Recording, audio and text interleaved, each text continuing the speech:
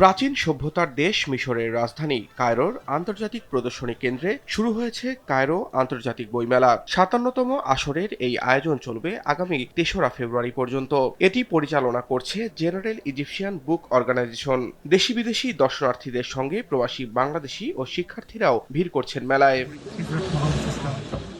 এবারের মেলার ব্যাপ্তি ও আয়োজন ছিল চোখে পড়ার মতো। মধ্যপ্রাচ্য, আফ্রিকা ও ইউরোপ সহ বিশ্বের মোট ৮৩টি দেশ থেকে প্রায় ১৫০০ প্রকাশনী এতে অংশ নিয়েছে। ৬,৬৩৭ জন প্রদর্শকের উপস্থিতি এবং প্রায় ৪০০টি সাংস্কৃতিক কর্মশালা মেলাকে ভিন্ন মাত্রা দিয়েছে বলেও মন্তব্য করেছেন মেলায় আগত দর্শনার্থীরা।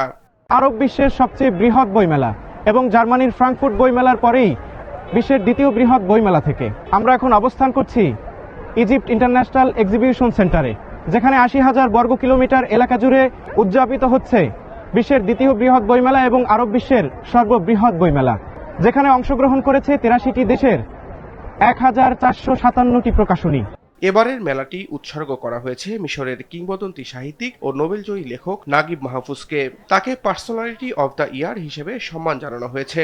পাশাপাশি এবারের আসরে গেস্ট অফ অনার বা অতিথি দেশ হিসেবে সম্মাননা পাচ্ছে রোমানিয়া। পাঠকদের উদ্বুদ্ধ করতে এবারের মেলার স্লোগানটি অত্যন্ত চমৎকার।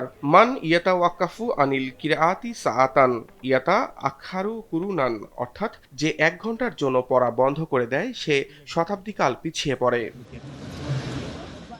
মেলায় সরকারি বেসরকারি সব প্রকাশনীতে থাকছে ৩০% ছাড়। এছাড়া মিশর সরকারের বিশেষ প্রকল্প এ লাইব্রেরি ফর এভরি হোম এর আওতায় মাত্র ১০০ পাউন্ডে পাওয়া যাচ্ছে ২০টি বইয়ের বিশেষ প্যাকেজ। এমনকি কিছু বই মিলছে মাত্র ১ পাউন্ডেও।